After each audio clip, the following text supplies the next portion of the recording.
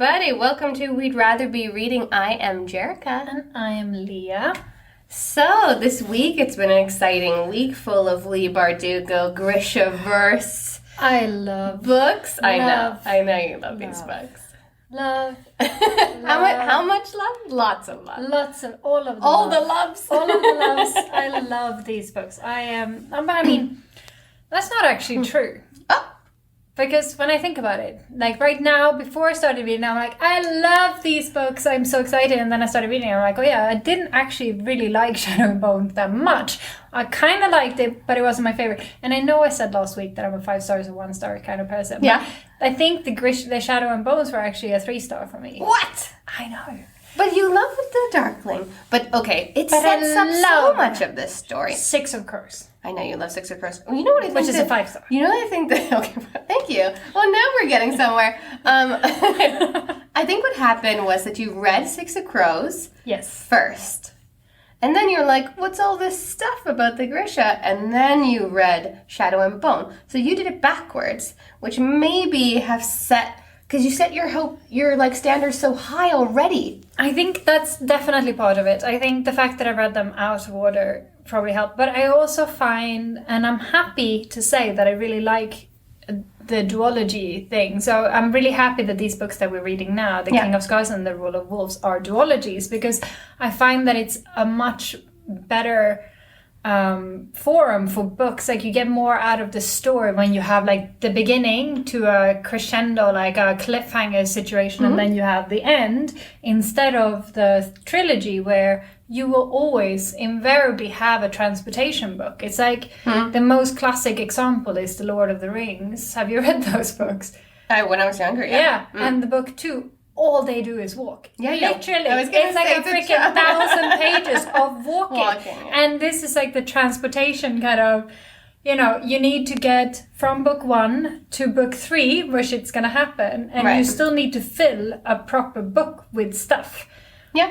So the middle book tends to be less good, I want to say, unless you do like a separate kind of story for it. But if it's like an overarching story arc. I see what you mean. We just read these Cursebreaker books by Bridget Kemmerer, and I think the middle book there was different because it turned perspectives to a different character. Yes. So it was like first one followed these 2 male MCs. The second book followed one of the male MCs that then takes a turn to a different life. And then the third one collects all of the MCs together. So I think in that sense, then a trilogy is really helpful. Yes. But when it's mainly about one person, the middle book is always, like you said, transportation or this in-between book. And I mean, let's face it, Alina Starkov, she was captured. Like, this was literally the plot of every one of these books. Like, the book 1, she's captured. Book 2, hang on, someone else captured. Book 3, she's been captured again. What a surprise. Plan, captured. Yeah. Plan, captured. Whereas the Six of Crows and Crooked Kingdom, the duology there was a heist story. And so well done. So much story, too. So much story. And I mean... I love those characters. I was just going to say, the development of the characters in all of them make you feel like you know them. I don't know how she does Cass it, but you still, really... I know, Cass is somebody we talk about as if with it's someone... Cass, and he's a 70-year-old, like, ruthless freaking thief who lives in a made-up land, and he's 17. Did I say he's 17? This is too young for me. I am still, like... 20 years. That's 20 And he's like, has, how I ranted about after and all the, mental health issues? Like, Cass has some shit. He's got some serious issues also. But you know what he doesn't do? Womanize. No, for sure. He doesn't beat people up, though. But he kills people. He kills Yeah. I feel like I'm okay with that when it comes to Cass. You would rather him kill people than like be slightly than make a bet and take someone's virginity. I don't know.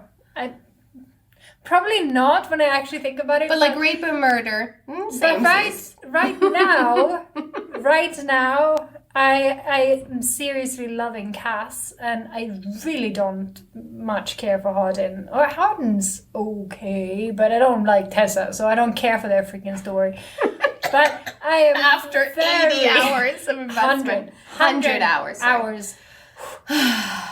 No, but I'm really invested in Cass and Are we Inez. having some sort of like issues of how to get over these books? We can't stop talking about them. They're like sitting under our skin. We need to like have some sort of detox from need to detox these the books. after We books need to by purge them. Anna Like I Todd. kind of wish my poor memory would kick in hard here and just make me forget it all. It hasn't happened yet. So from that week that you did all of your book binging, you finished the Namesake. Yes, I did. And Fable books. Yeah. And I read Fable, like we said last year, and now I'm on Namesake, and I love it so much. So good. I love those I'm books. listening to it audiobook, and it's a good audiobook. I mean, her Yes. voice like a tiny bit annoying. annoying. Her. I had no problems with her audiobook. But the description, the way the narrator talks, all of the characters' names, the names are like Clove and Pym and Fable and fantastic. West. And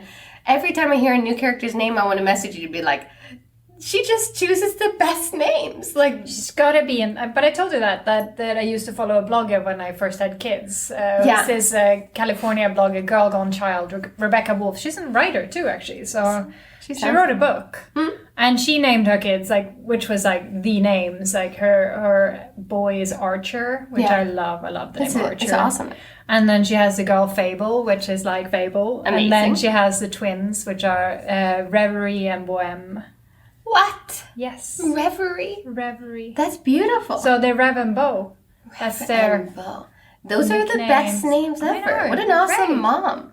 fantastic names. So yeah, What- she took the Fable before the Fable book. Fable It was before pretty good. Fable. Fable before Whatever comes first, if I have another kid, which is very unlikely, or an animal, or we have to get our kid some sort of pet, the name will be Fable. Well, I had a thing when before we named our children, Mm-hmm. we were really discussing because we have language issues in my family. Like my husband has French as his first language, so I have Swedish as my first language, and then we speak English to each other, and we have family in all of these languages. So whatever name we chose for our children had to kind of work in all of the languages, and it couldn't mean anything No, weird for in sure. any of them as well. And one of the names that we were talking about, because we also wanted something a bit unique. Now my firstborn turned out to be a boy, so he got stuck with his name, which I still love his name actually, so it's fine. But if he would have been a girl, he would have probably been Tiger Lily from Peter Pan. But another name that we were talking about was Fabala, or Elphaba, which is the Wicked Witch of the West. And in the I didn't know that. You never told me. That's really cool. yeah. But her nickname is Fabala. Elphaba is her name and Fabala is her nickname. But that could go in all the languages. Yeah, but he was a boy. Oh, okay, whoops. And then when my daughter was born, we asked my son Willem what he wanted to name his sister. He was 3 at the time, and he said Lightning McQueen. So Lightning he was McQueen. then vetoed. Lili. Sounds fine. Oh, he was vetoed? Lightning McQueen is the Cars movies. That's the main characters in the Cars movies. I don't know. My daughter's name is Sky, and it's from, and not that we got it from, but it is in a lot of children's shows. Yes. There is this pet patrol, Oh, Paw Patrol. Paw Patrol. Paw Patrol. Oh my god, I am all in on this children's show. I also Paw Patrol has a Sky, and it's the girl dog, and she flies the Yes. helicopter, airplane, something like that. So now our daughter's 4, and everyone is like, Sky, your name is Sky, just like the dog in Paw Patrol. And she's like, yeah. Well, Olivia, my daughter is Olivia, and she was named not after Olivia the Piglet, but there's Olivia the Pig. Yeah. That's the book. So we had the Olivia the Pig book. From and she Scarlet's liked Web? them. Charlotte's Web. No, I said no. It's Olivia the Pig, and she's like, those books are amazing. And it's all about being strong and independent, and you can do whatever you want. So it's all like, it's funny, those books. So what did you do this week that you would have rather be reading? I mean, you're Yes, about to this go is change Olivia the the tires and I don't know that. You're about to go change the tires of your car, so I'm going to guess you'd rather be reading. than doing that. I'd much rather be reading. Maybe you will be reading. Maybe you could listen to Probably a book. will be reading. Yeah, and then yesterday when I was doing this work, I lent out my computer just for an excuse to say I don't have a computer, so clearly I need to do other stuff. No, I had an important task to do, which was keeping the lights on, which is very important when you record a video. Anyways, what have I been doing where I'd rather be reading? I spent the weekend with my family on the West Coast, and That's right, they Easter. do frown upon me reading too much when I'm around. There, it's more about family time, and there was some times there where I was like, yeah, you guys are awesome and all, but I'd rather be reading right now. we spent family time on Friday and then friend time on Saturday. And Sunday when we got home, I had some time before then I went to the yoga studio, and I was sneaking on the couch while the kids were having a nap because they had a bit intense week. And I like popped an AirPod in and laid down with them, being like, no, I'm napping with the girls. Secretly listening to a book at the same time. So what have you been listening to? I was listening to, so on my so we have been reading, of course, these Leigh Bardugo books, but they're super... Reading them. Reading them. Yeah. They're super intense, so, I mean, and they're not to be listened to. Like, you need to read them. You need to hear other voices in your head than just the narrators. You need to love every word, and you need to have your highlighter close by, I have quoted so much. So awesome. When I want to take a break from that, like, heavy reading, it's not heavy, but you know what I mean, intense or important reading. You have to pay attention reading. Exactly. So from the me not wanting to pay attention, I listen to these Brenda K. Davies books called Eternally Bound series. And I remember I read like 4 in 1 week, and you're like, you read 4? And it's like, but no, I'm listening to them. And they're each 7 hours, and they're all about one romantic relationship between vampire and vampire hunter. We talked about it before. Anyways, now I'm on book 7. So getting in there, powering through, I like it. That's what I'm listening to, Brenda K. Davies. But I really like them. They have fantasy and romance and consensual love. Love consensual love. Right? Yeah, I've been listening to, because I'm the same, like I really wanted to, after debacle of hundreds of hours of my time and rage, I really wanted to focus on these, The King of Scars and The Rule of Wolves, because I really love these books, so I wanted to focus. But then I had something that I was going for a walk, and I was like, I can't read and walk at the same time. This is going to be unsafe for everyone. So I needed something to listen to. So I found the Cassandra Clare Chain of Gold book. And I mean, I've read pretty much all other Cassandra Clare books. I read the City of Bones, the City of Glass, like the City of the sequence with Jason Clary. That's the basis of the Shadowhunter movie. Shadowhunter. And the Shadowhunter TV show and all of that. And I don't like the Shadowhunter TV show. Oh, that was awful. Super. Oh my god, I couldn't even sit through 10 minutes of that. No. They've ruined this for me. He's supposed to be hot. He's not.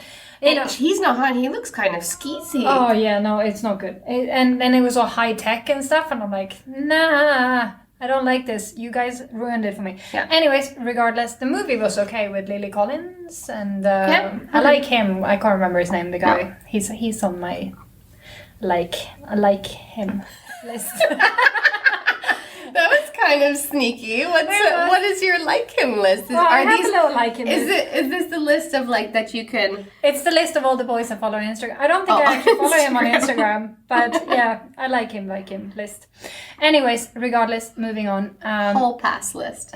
Yes. And then I read the Clockwork books, which takes place earlier on in the 1800s. That's what I'm reading. And now we're on the Chain of Gold, which is the turn of the century. It's early 1900s. So we're coming back up to where Jason Clary are in the Shadow Hunters, the City of Bones, the City of Ashes, City of Glass, whatever they're called. All of those books. Mm-hmm. And I'm really liking it.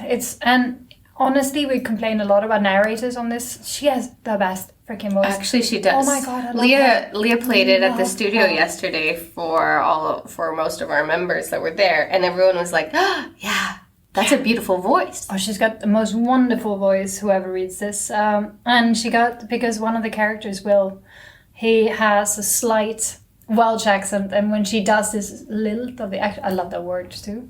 What? Lilt. I like it. And she does this Welsh lilt in her voice, and I'm like, I want someone to come and talk to me like that all the time. I need someone with a slight Welsh accent to just come and talk to me so I can listen to their voice all the time. I think now in the pandemic years, people are out of jobs, so maybe this can be a job. Read to Leah or just talk to Leah. That or I'm gonna have to go on whatever this Clubhouse app that people are talking about and see if I can find like a Welsh room or something just to Just to hang out. Just to hang out and listen to people speaking with this accent. It'll be great. Now I found my new obsession. You'll find me on Clubhouse. Anyways, back to King of Scars. And like I said, and like you said, we highlighted so much of this book. So we finished The King of Scars, and in this pod we're going to talk about the first book, King of Scars, and then introduce the second part of the duology, Rule of Wolves, of course, both by Leigh Bardugo, and make our plot predictions and such. But first, let's recap the King of Scars. Okay, so I'm going to do mine first because yours is better. Literally, my recap is Saint, Darkling, Romance, Plots to Kill the Queen, War on All Fronts, Isaac, Zoya, Nina and Hanne. You just wrote down the characters' Apparently, names. it's in bullet form, and no one will be able to know what the frick happened. Last week, it was like, I love this, I love that. This week, you just skipped the actual words and just put the names down. I did, and I don't even know why. I tried. I think it's because with these books, I love them so much that I cannot separate myself from the story to take notes on it. I highlight things when I'm reading it, when I find something that I like. But then to actually summarize or okay, this happened, I just cannot do it. I'm in the moment. Same with I'm me with living Silver Flames. I was just in it. And it took me so much longer to read it than it took you to read it. And you had more notes. And I was like, oh, my notes are in my head. Yeah.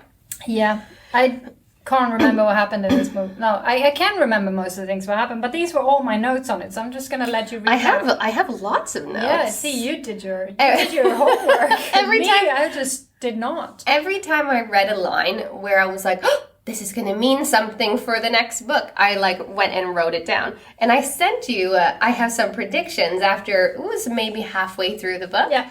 And you were like, none of it happens. And then I finished the first book and I'm like, but they actually mentioned none of them so far, is it?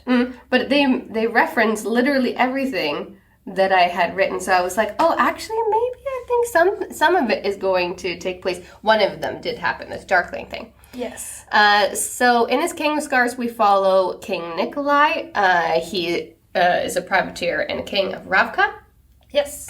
And we also follow Zoya, which is his chief general. Yeah. And she's the most beautiful girl ever. And she's a Grisha, and she's beautiful and powerful. Yes. And but to the point where everyone is just pretty much falling over themselves with her beauty, but she's very cold and harsh, and she's not a woman-inviting person. She's I think she's been very kind of affected by the fact that she's so pretty that people just want her for her looks, so she just keeps everyone really far away, and she's very icy, and it's the whole thing with the icy exterior and the icy interior. I think we talked about that last time. Yeah. And I forgot that she kissed Mal. No, she did, because she slept with Mal. Yeah. Yeah. So when Nikolai talks about From the Shadow and Bone books, he was in love with Nina Starkov, the Sun Summoner. Alina, sorry, Nina. Nina is Nina. You're right. Nina is Nina. Oh, he was in love with Alina, and Zoya talks about you have to get over her kind of thing, or are you not over her? And she's a little bit jealous in some way, even though they don't have a clear romantic relationship just yet. Yeah. But I was like, oh, that's right. So Nikolai loved Alina, but Zoya slept with Mal, and Mal and Alina ended up together. And I'm like, this is But I think, honestly, and now we're going to go deep here. No, what I'm is just joking. happening? It's not even going to be deep. It's going to be Brace yourselves. Brace yourselves, people. It's going to be, I've now talked it up so much that it's going to be disappointing for sure, whatever I'm going to say. But I think that Nikolai never actually loved Alina. I think he loved her, the idea of her, but I think it wasn't romantic love. Because I think Nikolai is also, I know he's your favorite character and he's great, but he's the diplomat. I think he's very hard to know exactly what he wants and what he doesn't want and what he likes, because he's so good at making the people around him kind of... he plays the game. He's a politician. For sure. And he's never really allowed himself to be himself. The love and the stuff, because he knows he needs to do it for political reasons, to strengthen his position, to there's always some game behind it. But he mentions it in this book. Yeah. He has a little grace moment where he recaps some things in his mind. Mm-hmm.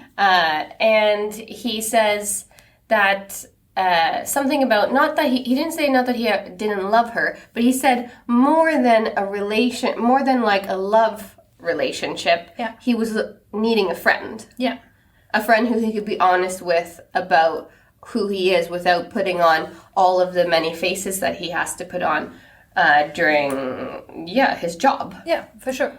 So you're right. She was maybe not romantically. And I mean, Mel and Alina were going to end up together anyways. And I couldn't wait for Mel to die. I was like, can he die now? Can he die now? Should he die now? I don't know. She should be with the Darkling, even though it was super creepy popping into her bedroom, like all ghost styles. But then I was like, okay, no, Mel's going to die now. Oh, now? He didn't die. He didn't. And they ended up together. But I think it was good the way they ended up together. Like I'm on board with that. I am. I know it's not your favorite, but I was. Not that you can see, but I'm currently rolling my eyes and throwing my head back, like womp womp.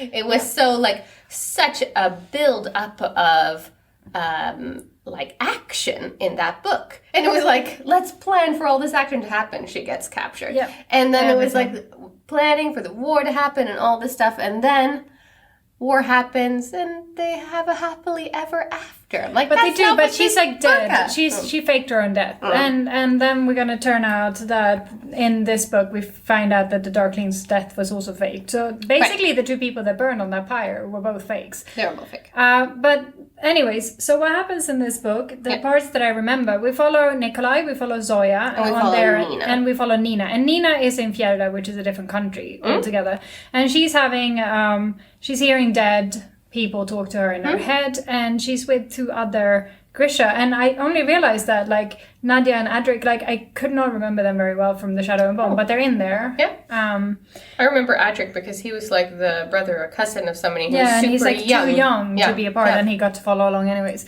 And they're in Fjärda, and they figured out that Hane is a Grisha, and that her father is Jarl Brum, which is that was a big twist, like, because he Matthias is like the main Grisha hunter in the world, like the leader of the Driskeller and exactly. And Matthias used to be a Driskeller, and then him and Nina were together, engaged, and then Matthias died. So Nina is now with the man who used to be the boss that in the last books they actually let go. Matthias was like, we're going to give him compassion and watch him change. And she was like, Nina was like, let's just kill him.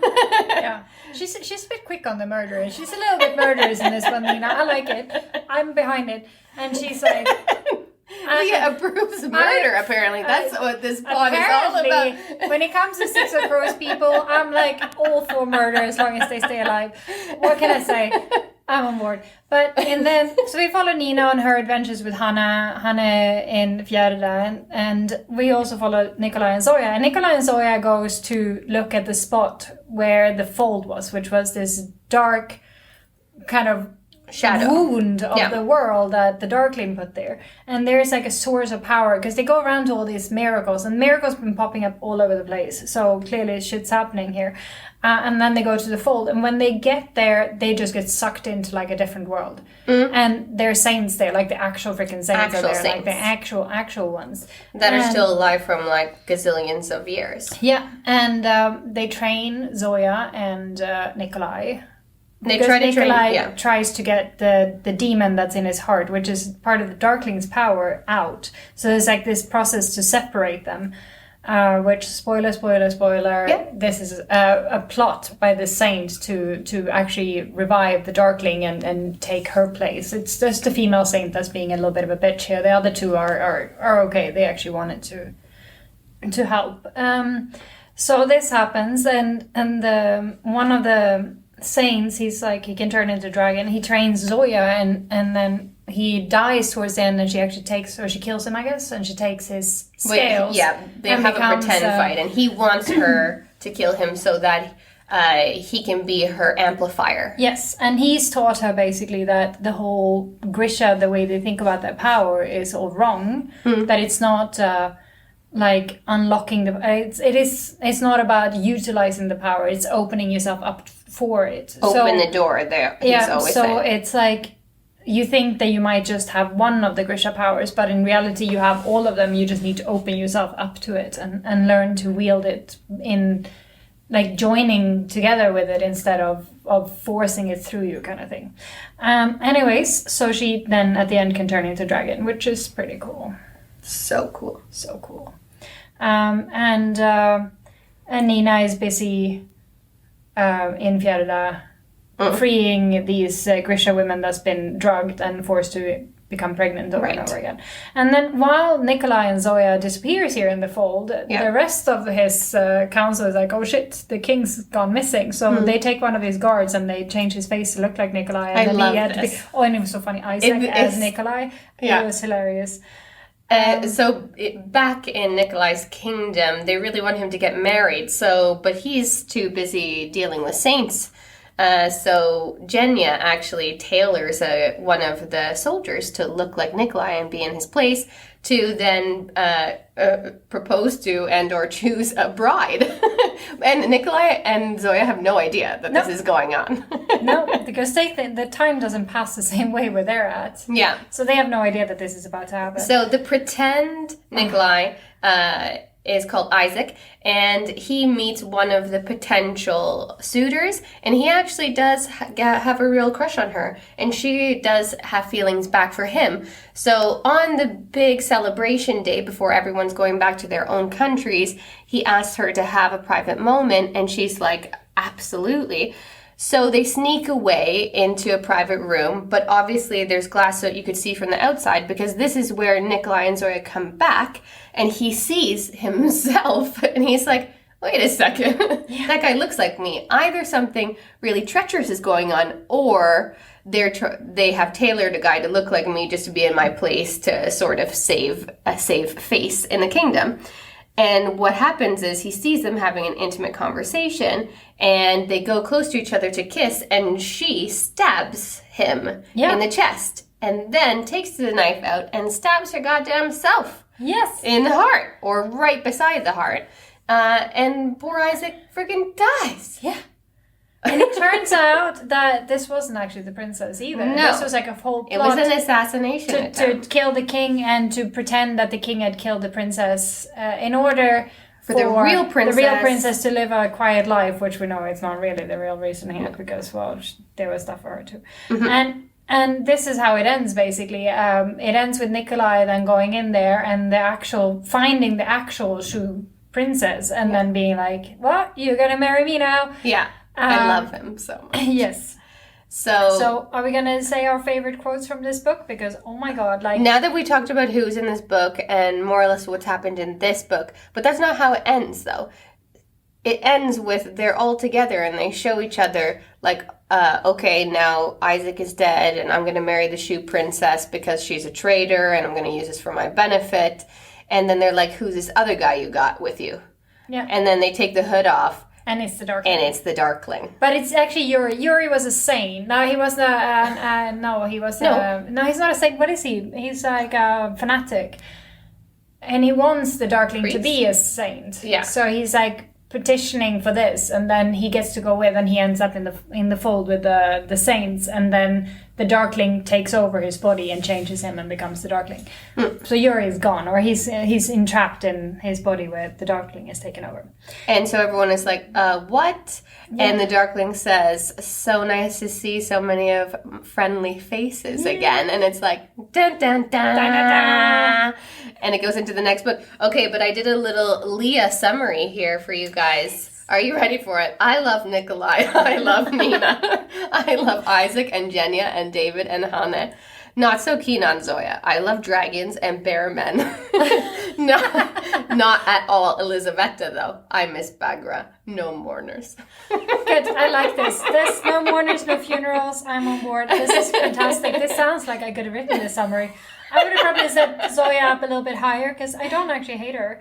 I don't hate her, but I'm not like keen on her. That's what I mean. No, but she has like some of the best lines. It's like, are your parents dead then? Zoya cast him a long look and said, not yet. And she's just all over this thing. And it's like Isaac, when he's Nikolai and he figures out that the best word a king can know is indeed. So whenever he doesn't know anything, he goes, indeed. And it just works for everything. And Nikolai is like, anything worth doing always starts with a bad idea. Nikolai's words, terrible advice. I know, I highlighted that too. Yeah. But I actually thought about it. Does all, like, good things come from bad... Like a bad idea. Crazy ideas, maybe. And like one could plot idea. violent espionage and still hope for dessert. That's Nina. And Zoya and Nikolai are having an intimate moment, and she's like, you need to come back. And he's like, of course I'll come back. I don't trust anyone else to deliver my eulogy. And she's like, you've written your own eulogy? And he's like, of course I have.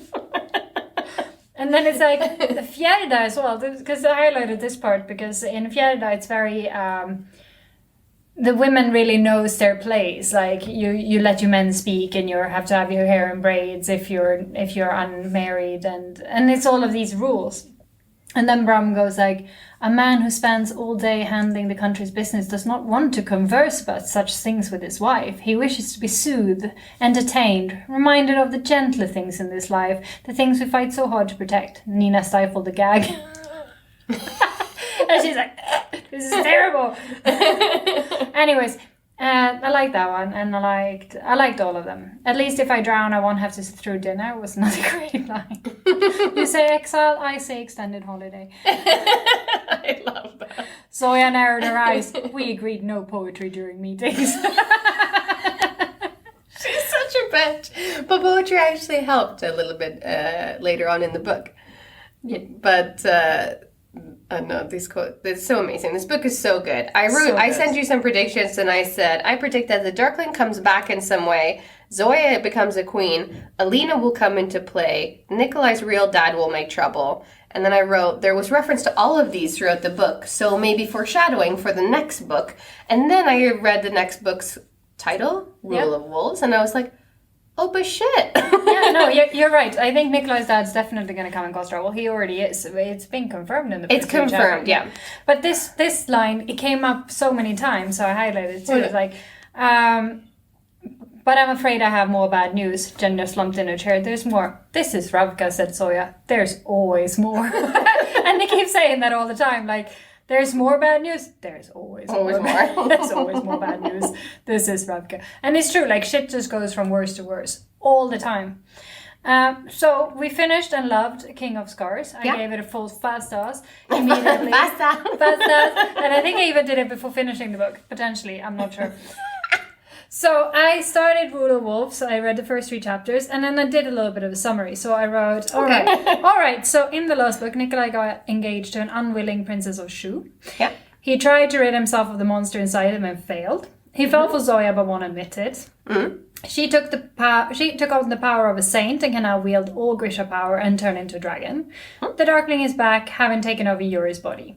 A blight is striking not just Ravka, but Fjärda and Shu also. And now the Fjärda are marching on Ravka, trying to put a long-lost Lanzov on the throne. The apparat is in Fjärda, supporting them. Not good. And Nina is on the inside, getting close to Jarl Brum. Fjärda has been experimenting with Yorda, making Grisha girls pregnant over and over, keeping them hooked on a synthetic drug, readying them for the war against Ravka. So I predict in this book... Wait, I just want to say, that was a super summary. That, like, summarizes both books, like, up until this point. You did a great job. I did it. There were some typos in here, which made me stumble over my words here, because I can't spell. But... my prediction for Rule of Wolves is in this book there will be war. Yeah. For sure. And I predict that Nikolai and Zoya will end up together, even though he is engaged to Eri, the princess of Shu. I believe she will become the queen of Shu, which we find out in the first chapter that she's actually was meant to be the queen of Shu, and that her mom actually named her heir, but then her sister just kind of forgot to tell her, or chose not to tell her. Right. And I predict the change in Fjärda. I think all these miracles will make the people rise up and put a little damper on Druskele's mission here to like experiment on Grisha and to persecute Grisha so much. And I wish Now I go away from predicting to wishing. Yeah. I wish for a happy ending. But I'm not sure how they will pull this off. Now that Zoya is powerful, Nikolai will need to be powerful too.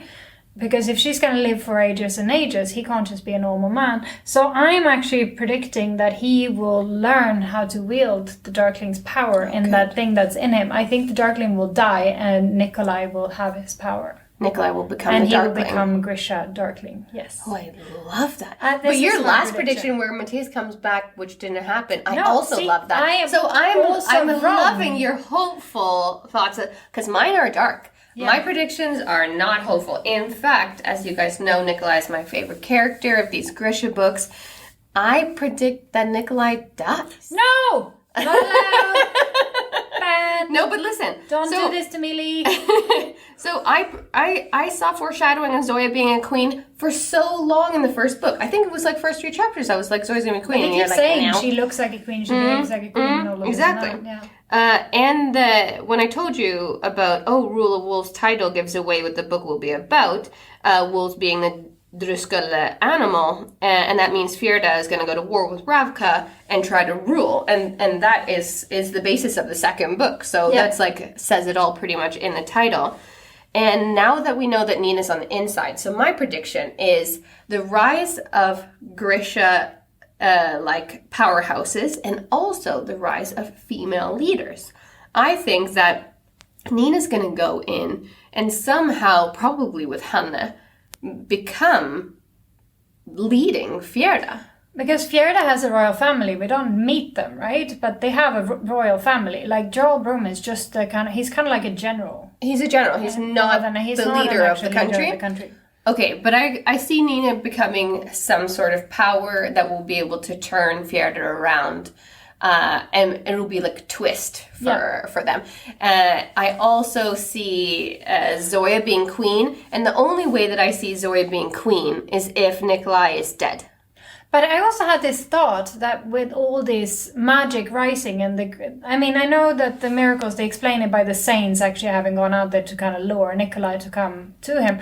But with this power that Zoya is wielding right now, and with all of these powers, I kind of had a feeling that the magic will spread, like everyone will have more power and more people will get power, and it will just be kind of a wave of magic in a way.